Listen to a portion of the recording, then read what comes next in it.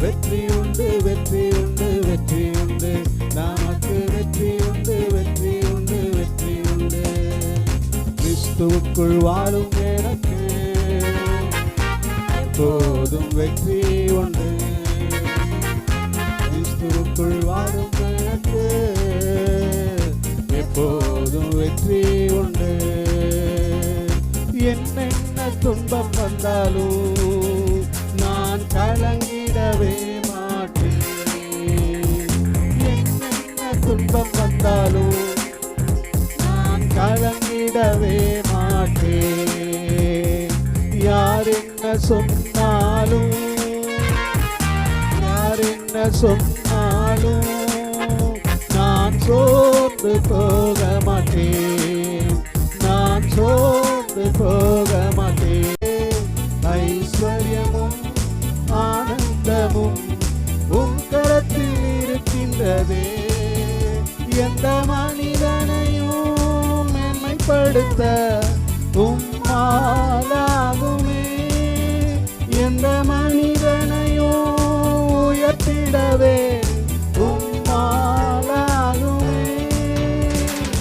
ஆராதனை ஆராதனை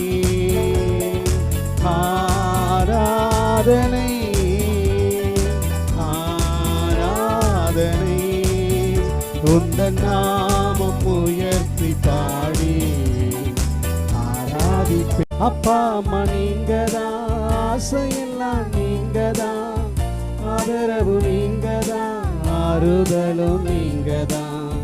அப்பா அம்மா நீங்கதான், ஆசையெல்லாம் நீங்கதான், ஆறுதலும் நீங்கதான், ஆதரவும் நீங்கதான். உங்க அன்புக்கு முன்னால இந்த உலகம் சிறுசுதான்.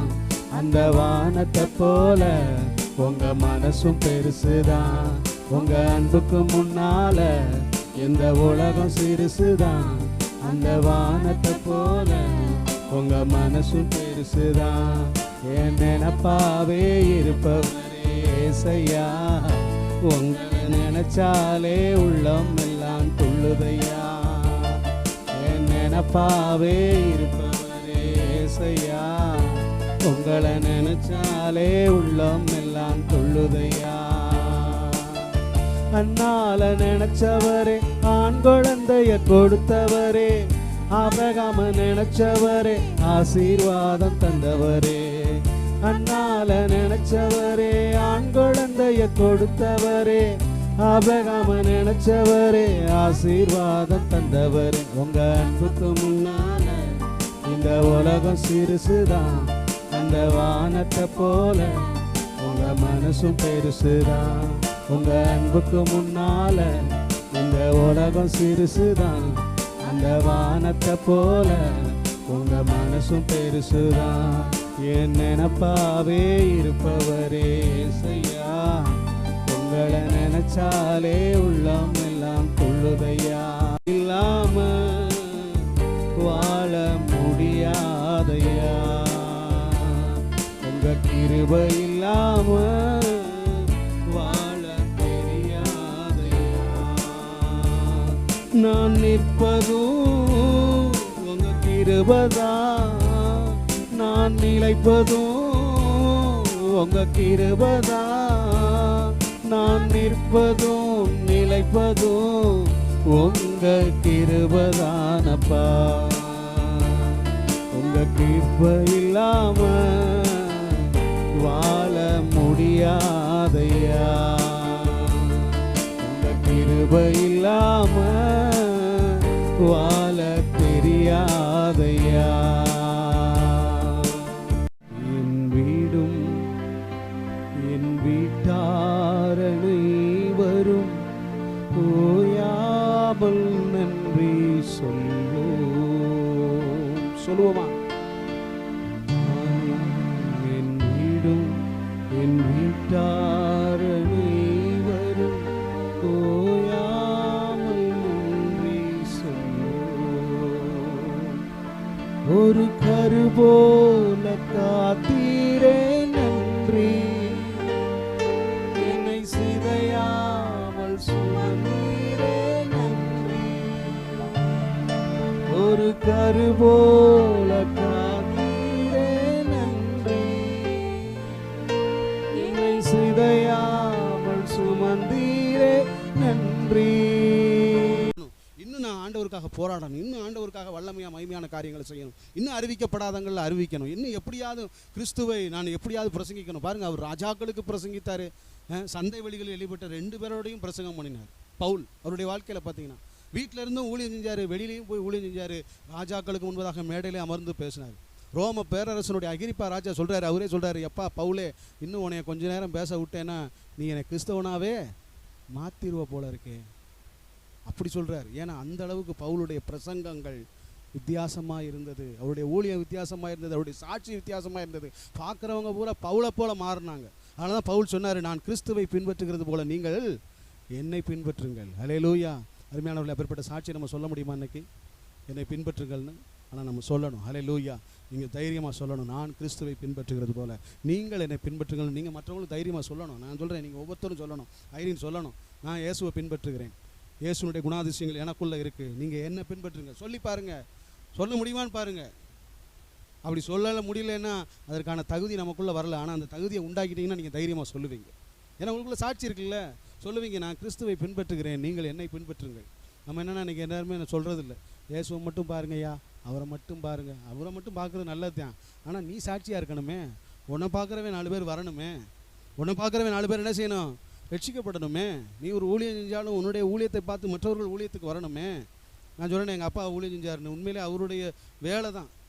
அவர் முடியாதோட ஒரு தடவை ஸ்பீக்கர் எடுத்து வச்சுக்கிட்டு இருக்காரு. அப்போ நான் வெளியில் வரமாட்டேன், உங்களுக்கு தெரியும்னு நினைக்கிறேன். அப்போ நான் அதிகமாக வெளியில் வரமாட்டேன். அவர் வெளியிலலாம் தூக்கி வச்சு நடத்திக்கிட்டு இருக்காரு, முடியாதோட தூக்கி வைக்கிறாரு, மூச்சு வாங்குது நல்லா, நான் பார்க்குறேன் வீட்டுக்குள்ளே உட்காந்துக்கிட்டு. அவர் வாடா உதவி செய்யடான்னு கேட்குறாரு. கடைசியாக உண்மையில் அவர் சாக போகும்போது கூட வெளியில் நின்று சைக்கிளில் நின்று மணி அடிக்கிறாரு, அந்த காய்கறியை வாங்குறதுக்கு. நான் வாங்க வரல, மூச்சு வாங்கிட்டு தூக்கிட்டு வந்து வச்சு திட்டினார். அருமையானவர்களே, அவர் அப்படிலாம் திட்டு வாங்கினால தான் இன்றைக்கு நான் அதை விட 2 மடங்கு எங்கள் அப்பாவுக்கு மேலே நான் உழைச்சிட்டேன். ஹல்லேலூயா. இன்னும் நான் உழைப்பேன். ஹல்லேலூயா. பவுல் சொல்கிற ஒரு வார்த்தையை கவனிச்சிங்களா, நான் கிறிஸ்துவுக்கு கொஞ்சம் குறைய பாடுபட்டேன்றார். கிறிஸ்துவை போல பாடுபடலை, அவரை போல உலகத்தில் எவனுமே பாடுபட முடியாது. ஆனால் சொல்கிறார் பாருங்க, அவர் எவ்வளோ பாடுபட்டாரோ அதுக்கு கொஞ்சம் குறையனா நெருங்கிட்டேன்னு இல்லை, காவாசி பாதி ஓடிட்டேன், அவரை மாதிரியே ஓடிட்டேன். ஹல்லேலூயா. அதனால தான் அவர் தைரியமாக சொல்ல முடிஞ்சது, நான் கிறிஸ்துவை பின்பற்றுகிறது போல நீங்கள் என்ன செய்யுங்க, பின்பற்றுங்க. அருமையானவர்களே, நம்ம பின்பற்றணும், நம்ம ஆண்டவரை பின்பற்றணும், இயேசுவை பின்பற்றணும், நம்ம ஆண்டவருக்கு ஊழியம் செய்யணும், கர்த்தருக்கு மகிமையாக நம்ம வாழணும். இப்படி இருக்கிற ஒரு சத்துரு போராட்டமாக இருக்கலாம், உங்களுடைய பலவீனம் இன்னும் உங்கள் குடும்பத்தில் இருக்கிறவங்களுக்கு பூர்ணமான விடுதலை இல்லையே, இவங்களுக்காகவே உழைக்கிறேனே, ஏதோ ஒரு காரியம் இருக்கலாம். ஆனால் அதை குறித்து நம்ம இன்றைக்கி என்ன பண்ணுறோம்னா வேதனை தான் படுறோம்னா வழியே, அதை குறித்து நம்ம மேன்மை பாராட்ட மாட்டேங்கிறோம். ஆனால் பவுல் சொல்கிறார் பாருங்கள், எனக்கு இருக்கிற இந்த பலவீனங்களில் நான் மேன்மை பாராட்டுவேன் என்று, வேறொன்றில் நான் மேன்மை பாராட்ட மாட்டேன். நான் வானத்துக்கு 3ஆம் வானம் வரைக்கும் எடுக்கப்பட்டேன், ஆனால் அதை குறித்து கூட நான் என்ன செய்வதில்லை, மேன்மை பாராட்ட மாட்டேன். ஹல்லேலூயா. அவர் பாருங்கள், எப்பேற்பட்ட வெளிப்படுத்தல்களை உடையவர். இன்றைக்கி 2 ஊழியக்காரங்களுக்கு இன்றைக்கி சும்மா லேசாக இங்கிலீஷ் பேச தெரிஞ்சு கொஞ்சம் சொத்து இருந்தால் போதும், இந்த ஊழியக்காரர் பெரிய ஊழியக்காரராக மாறிடுவார். வரும்போது இப்படி தான் வருவார்.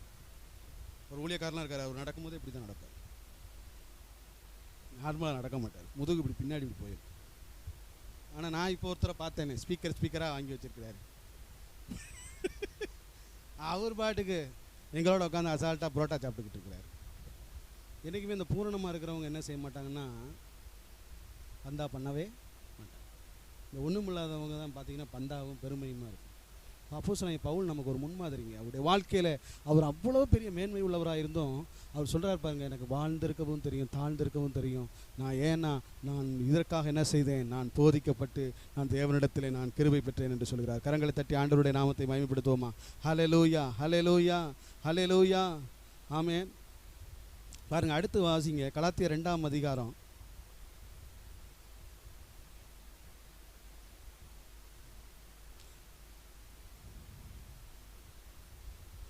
2ஆம் அதிகாரத்தில் 21வது வசனத்தில் வாசிங்க. நான் தேவனுடைய கிருபையை என்ன செய்கிறதில்லை, விருதாவாக்குகிறதில்லை. ஆமாம், தேவனுடைய கிருபையை, ஒருவேளை அவர் எனக்கு இலவசமாய் கொடுத்த அந்த கிருபையை நான் விருதாவாக்குகிறதில்லை அப்படின்றார். ஆமாம், விருதாவாக்கிடக்கூடாது.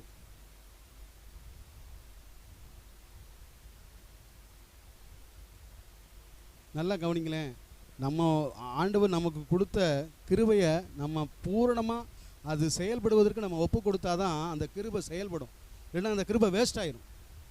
சிலருக்கு ஆண்டவர் கிருபையை கொடுப்பாரு, அதில் நம்ம நிலைச்சிருக்கணும். இல்லைன்னா அந்த கிருபை என்ன செய்யணும், விருதாவாயிருமா.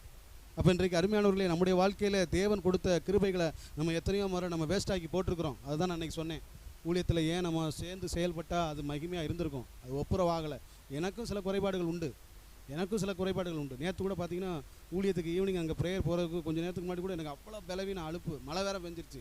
இருந்தாலும் போகணுமா என்னன்னு ஒரு யோசனை, இருந்தாலும் சரி போயிடுவோம் அப்படின்ட்டு. ஏன்னா பாப்பா வேற கூட்டிகிட்டு போகணும், இதையும் கூட்டிகிட்டு போகணும், இது லேட்டாக கிளம்பும், இதையும் ரெடி பண்ணி கூப்பிட்டு போகணுமேன்ட்டு சரி வாமா அப்படின்னு சொல்லி கிளப்பி கூப்பிட்டு போனால் அங்கே போனால் நிறைய பேர் வரவே இல்லை. அப்போ நான் அந்த ஊழியக்கார்ட்ட சொல்லிக்கிட்டு இருக்கிறேன், நிறைய பேர் இன்றைக்கி வரலையே அப்படின்னோன்னா, என்ன பண்ணுறது பாஸ்டர், மழை வர்றதுனால இன்றைக்கி வந்திருக்க மாட்டாங்க நிறைய பேருக்கு, அங்கிட்டு இங்கிட்டு பெய்யுதா என்னமோ தெரில. அப்போ தான் அந்த ஊழியக்காரர் சொன்னார், காற்றை பார்க்கிறவன் விதைக்க மாட்டான் பிரதர். ஹல்லேலூயா.